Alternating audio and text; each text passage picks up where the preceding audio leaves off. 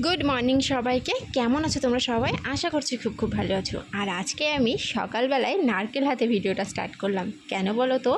আজকে হচ্ছে নারকেল দিয়ে চিংড়ি মাছ দিয়ে একটা দারুণ রেসিপি তৈরি করব। আর মেয়েরা পারে না এমন কোনো কাজ নেই, তোমরা তো সেটা ভালো করেই জানো। আর বিশেষ করে আমি পারি না এমন কোনো কাজ খুবই কম আছে। তো সবই পারি, করতে হয় ঠেলাই পড়ে। আর এদিকে নারকেলটা কিন্তু ঘুম থেকে উঠে মানে স্নান টান করার পরে নারকেলটা আমি ছাড়িয়ে নিয়েছি। আর এদিকে আমি নারকেলটা কেটেও নিয়েছি। এই দেখো, নারকেলটা কিন্তু একটুও খুদ নেই, দেখো। আর নারকেলের জলটাও কিন্তু দারুণ খেতে। তো এখানে আমি নারকেলের জল আমি একটু খাবো আর মামকে একটু খাওয়াবো। আর এদিকে দেখো স্নান করেছি, মাথাটাও ঘষে নিয়েছি। তো চলো, আজকে হচ্ছে সানডে, তো হ্যাপি সানডে আজকে। কারণ সকাল থেকেই মনটা দারুণ মানে খুশ মেজাজে রয়েছে, বেশ ভালো রয়েছে। তো চলো, এদিকে ভাত বসাবো বলে ভাতের হাঁড়িটা জলটা একসাথে বসিয়ে দিয়েছি। তো দুটোই গরম হোক, এইদিকে আমি চাল নেব।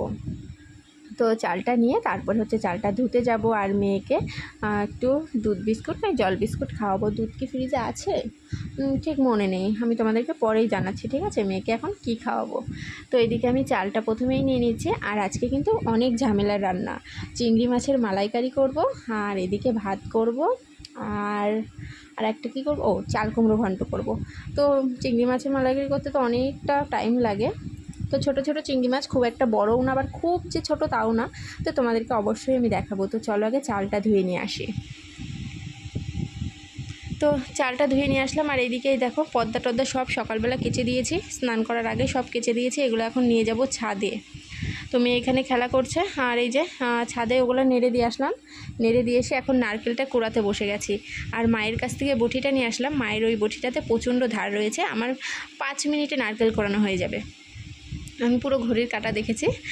একটা নারকেল কাটতে আমার 1 মিনিট লেগেছে, মানে একটা নারকেল কোড়াতে 1 মিনিট লেগেছে। আর একটা কোড়াতে মানে 2 মিনিট লাগবে। প্রায় আমার মানে কোড়ানো হয়ে যাবে, 5 মিনিটের আগেই আমার নারকেল দুটো কোড়ানো হয়ে যাবে। যেরকম স্পিডে দেখছো না, মানে অতটা স্পিড না, কিন্তু তোমরা বুঝে নাও যে 3-4 মিনিটে আমার একটা নারকেল পুরো কোড়ানো হয়ে গেল, তাহলে বুঝে নাও কতটা স্পিডে। তো সকাল থেকেই বললামই তো খুশ মেজাজে রয়েছি, তার জন্য হাত পা তো মানে একদম রানিংয়ে চলছে। তো মেয়ে আমার পাশে বসে আছে, বসে বসে দেখো নারকেল খাচ্ছে। এখানে আমি কুড়াচ্ছে, ও খাচ্ছে। আমি ওকে বারণ করছি বারবার যে মা এরকম নারকেল খেতে নেই, তাও আবার বাসি পেটে, পেটে ব্যথা করবে। আর আমার তো প্রচণ্ড পেটে ব্যথা করে নারকেল খেলে, শুধু বাসি পেট বা ভরা পেট বলে না, আমি যখন খাবো আমার তখনই পেটে ব্যথা করে। তো যে নারকেলের জলটা খেয়েছি তাতেও কিন্তু আমার পেটে ব্যথা করেনি তা না, পেটে ব্যথা করছিল। আমি রান্না করছিলাম তাও পেটের মধ্যে ব্যথা ব্যথা করছে। তো এইদিকে আমি নারকেলের দুধটা বের করে নিচ্ছি। নারকেলের ছোবড়ায় কোনো কাজ নেই, মানে নারকেলের এই ছোবড়াগুলোয় কোনো কাজ নেই, যতটা কাজ আমার এই দুধটাই, নারকেলের দুধটা নেব। তো এদিকে দেখো নারকেলের দুধটা আমি চিপে চিপে বের করে নিচ্ছি। তারপরে কি করেছিলাম জানো, এই নারকেলের ছোবড়াগুলো মিক্সি মেশিনে মানে পেস্ট করে হচ্ছে আবার দুধ বের করে নিয়েছিলাম। আর এই দেখো চিংড়ি মাছ। তো চিংড়ি মাছগুলো এখন ছাড়াবো, শুধু মাথাটা লেজটা ফেলবো, বডির কিন্তু কিচ্ছু ফেলবো না। বডির খোসা ফেলে দিলেও আরও বেশি ছোট হয়ে যাবে, কিন্তু বডির মানে খোসাগুলো থাকবে, খাওয়ার সময় ফেলে দেবো। তো চলো বেছে নিয়ে আসি। তো এখানে এই যে চাল কুমড়োর ঘন্টটা হচ্ছে। কটা বাজে টাইমটা দাঁড়ায়, অনেক দেরি হয়ে গেছে আজকে। বাবা 10টা বাজতে 7 মিনিট বাকি। তো চাল কুমড়ো ঘন্ট হচ্ছে। আর এইদিকে হচ্ছে এই যে ভাত হয়ে গেছে। মেয়ের জন্য চিংড়ি মাছ ভাজা রেখেছি। এখানে এই যে মা দিয়েছে কি মাছ, এটা তেলাপিয়া মাছ ভাজা, দুটো এক জায়গায় রেখে দিই। আর এইখানে করেছে এই যে চিংড়ি মাছের মালাইকারি, নারকেলের দুধ দিয়ে করেছি। তো রান্নাটা তোমাদেরকে দেখাইনি, চলো রান্নাটা করে নিই। আর মেঘলা মেঘলা ওয়েদার করছে, জানো তো। ধরো তোমাদেরকে দেখাচ্ছে যে পর্দা মর্দাগুলো কেচে দিয়েছি, পর্দাগুলো কেচে দিয়েছে। আর এই জামা কাপড়গুলো এখান দিয়েই আছে, এগুলো আর সরাইনি। এই দেখো এগুলো প্রায় শুকিয়ে গেছে। আর পর্দাগুলো নেড়ে দিয়েছি ছাদে, কিন্তু মেঘলা মেঘলা করছে,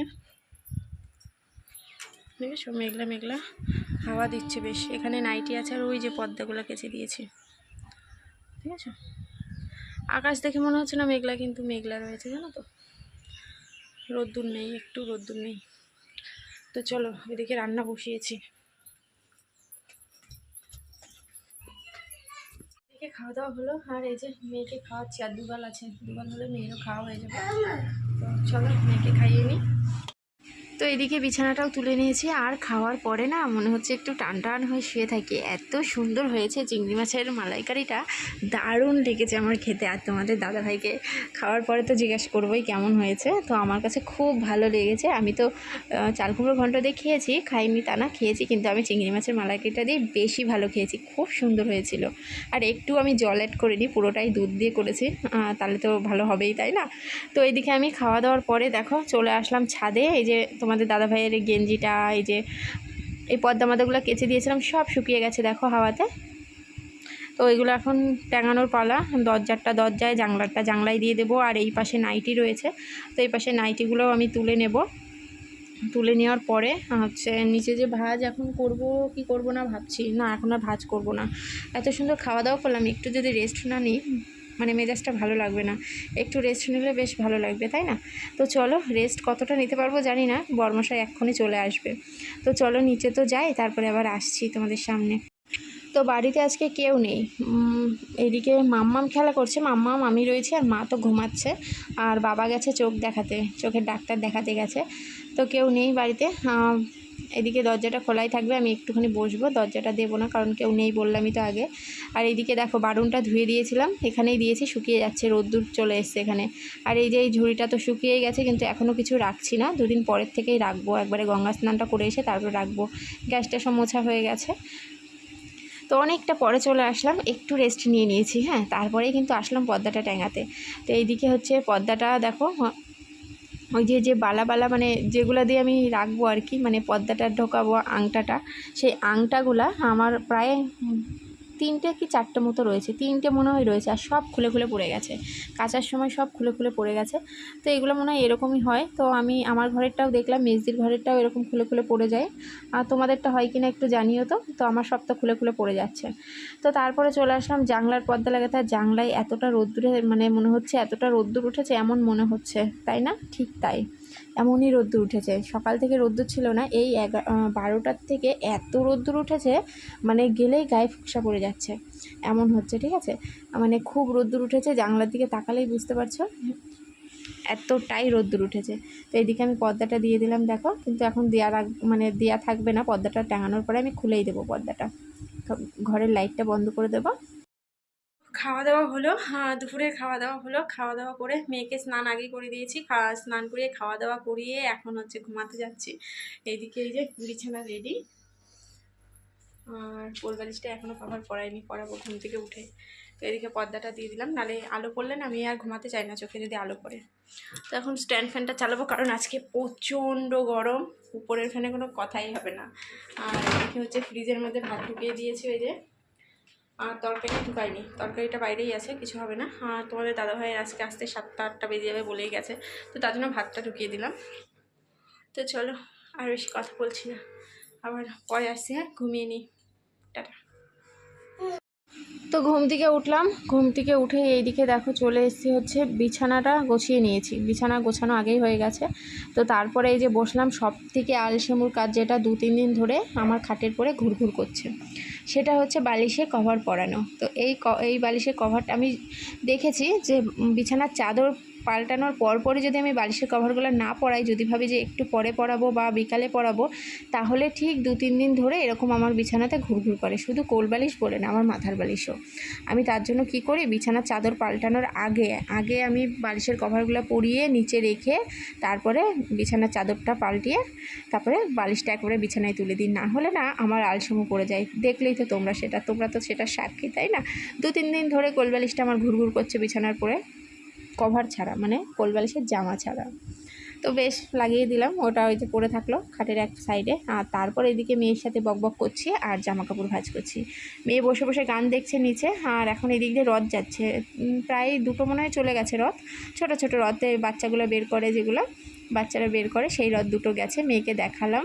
তো এবার আর রথের দড়ি টানা হলো না, মানে সোজা রথে তো টানা হলো না, কিন্তু মানে সোজা আর উল্টো, হ্যাঁ উল্টো রথে টানা হতে পারে।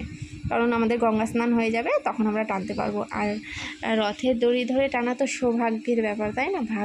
ভাগ্য লাগে ওই দড়িটা ধরে টানতে, ভাগ্য লাগে, সত্যি বলেছো। আমি এইবার বুঝতে পারছি, এইবার আমার প্রথমটাই ভাগ্য নেই, তার জন্য এইবার বুঝতে পারছি। প্রত্যেকবার টানি তো বুঝতে পারি না, এইবার তার কষ্টটা বুঝতে পারছি যে না টানতে পারলে কতটা কষ্ট হয়। যারা দূরে কাজ করো বা কাজের সূত্রে যারা দূরে থাকো, তারা তো খুব মিস করো এই দুর্গাপুজোর রথ বা যে কোনো পুজোয় খুব মিস করো। আমি সেটা খুব ভালো করে জানি কতটা কষ্ট হয়, কারণ আমিও ছিলাম 6 মাস দেশের বাইরে, তো তার জন্য আমি জানি কতটা কষ্ট হয়। কিন্তু মানিয়ে নিতে হয় আর কি, মেনে নিতে হয় যেটা সম্ভব না। তো এদিকে মা হচ্ছে এই যে ঘাস পরিষ্কার করছে আমাদের ঘরের পেছনে, আর এদিকে উপরে কল রয়েছে না, সেই ড্রেনটা মা করে দিচ্ছে ঠিকঠাক। তো তারপরে এখন এই যে নাইটিটা ছেড়ে নিলাম, হাত মুখ ধুয়ে আসলাম, ঘরটা ঝাড় দিয়ে হাত মুখ ধুয়ে এসে এখন নাইটিটা ছেড়ে নিলাম। আর বারান্দাটাই অন্ধকার হয়ে গেছে, এখন লাইটটা জ্বেলে দিচ্ছি। দেখো, ঠাকুর ঘরের লাইটটা আর বারান্দার লাইটটা জ্বেলে দিলাম। আর এই যে নাইটি মাইটিগুলো এখন আর ধোবো না, সকালবেলা একেবারে কাচাকুচো করে ফেলবো। এই যে সিঁড়ির তলায় বালতির মধ্যে রেখে দিলাম। বাইরেটা একটু পরিষ্কার রয়েছে, কিন্তু বারান্দাটা অন্ধকার হয়ে গেছে। তো চলো এখন যে মাথা টাথাগুলো আঁচড়ে নিই, তারপরে হচ্ছে মেয়েকে খাওয়াবো। তো মেয়েকে আজকে কি খাওয়াবো সন্ধ্যাবেলা? দুধ বিস্কুটই খাওয়াতে হবে, কারণ আজকে বরমশাই বাড়ি আসতে আসতে 7:30 8টা বেজে যাবে। তো এইদিকে দেখো বালিশটার পরে মনে হচ্ছে মাম্মাম দাঁড়িয়েছিল, চ্যাপটা করে ফেলেছে, দেখেছো? তো বালিশটা আমি বাড়ি দিয়ে আবার লম্বা করে দিচ্ছি। তো চলো মাথাটা আঁচড়ে নিই, তারপর হচ্ছে মেয়ের জন্য খাবার করব, দুধটা একটু গরম করব। তো মাথাটা আঁচড়ানো হয়ে গেছে, এখন এই যে মেয়ে খেলা করছিল, ওই দেখো নিচে শাড়িটা পেতে, দেখেছো আয়নাতে। আর এই যে ফ্রিজ থেকে এখন দুধটা বের করে নিচ্ছি, দুধটা গরম করে নিয়ে আসি। চলো বাইরে তোমাদেরকে আজকে নিয়েই যাই, ফোনটা নিয়েই যাই। তো এইদিকে এই যে গ্যাসটা ধরিয়ে দিচ্ছে, আর বাইরে দেখো এখনও পরিষ্কার রয়েছে, দেখেছো? বারান্দাটায় কতটা অন্ধকার হয়ে গেছিলো তোমরা তখন দেখলেই তো। এখন হচ্ছে আমি দুধটা গরম করে নেব। প্রথমে ভেবেছিলাম যে দোকানে নিয়ে যেয়ে কিছু খাবার কিনে এনে দিই, তারপর বললাম যে না, দুধ বিস্কুট খাওয়াই সব থেকে ভালো হবে। দোকানে গেলেই তো মাম্মাম ওই কাঠি লজেন, ওই বাবুলকাম এইসব খাবে, অন্য কিছু খেতে চায় না, জানো তো? কেক টেক যে খাবে সেসব কিছু খেতে চায় না। আর এই দেখো বাইরেটা এখনও কতটা পরিষ্কার, শুধু বারান্দাটাই অন্ধকার। তো দুধ জাল দেওয়া হয়ে গেছে, এখন চিনি দিয়ে দুধটা ঠান্ডা করছি। দেখো, তো বিস্কুট দিয়ে এখন খাওয়াবো। শাড়ি পরেছি দেখো, হচ্ছে নেমন্তন্ন আছে বাড়ির পাশে, ঘরে উঠবে। তো ভেবেছিলাম হয়তো ঘরে এমনি প্রসাদ দেবে, তো বসে খাওয়াবে, একটু পরে যাব। আমি যাইনি, মা বললো।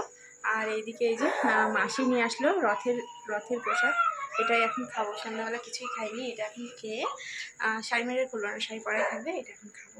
তো চলো খেয়ে নিই। তো এবার তো সুজারথের মেলায় গেলাম না, যেহেতু দড়ি ধরে টানতে পারবো না, আর একটা হচ্ছে তোমাদের দাদাভাই দেরি করে আসবে, আবার নেমন্তন্ন খেতে যাব, তার জন্য আর গেলাম না। তাই এখানে বাড়ির সামনেই হচ্ছে এই বাড়িটাতে রথ রাখে, এটা হচ্ছে মাসি বাড়ি। মেলার থেকে এইটা আসলো, মেলার থেকে এই ঠাকুরটা এসে আমাদের বাড়ির কাছেই থাকে। তো এই ঠাকুরটা তোমাদেরকে একটু দেখিয়ে দিলাম, দেখো। তো দেখা যাচ্ছে না ওখানে লাইটের আলোতে। তারপরে বাড়িতে আসলাম, বাড়িতে এসে তোমাদের দাদাভাই স্নান টান করে রেডি হয়ে নিয়েছে, দেখো। আর ও খেয়ে এসছে, রুটি তরকা খেয়ে এসছে, ভাত আর খেলো না। ফ্রিজে ভাত রয়েছে। আর এদিকে আমি দেখো কত অঙ্গি ভঙ্গি করছি তোমাদের সামনে, দেখেছো? এখানে কৃষ্ণ ঠাকুরের গান করছিলাম, তোমাদেরকে শোনালাম না, ফ্যান চলছে। আর আমার মুখে যে টোপ পড়ছে সেটাই তোমাদেরকে দেখাচ্ছিলাম তখন।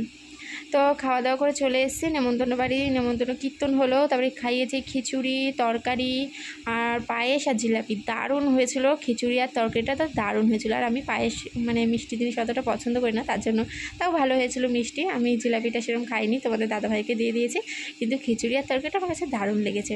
আর এই যে মেয়েকে ভাত খাওয়ালাম, ফ্রিজ থেকে বের করে খাইয়েছিলাম, তো আবার ফ্রিজে ঢুকিয়ে রাখলাম, হাঁড়ির থেকে বের করে রাখলাম, কারণ সকালে হাঁড়িটা মাজতে হবে।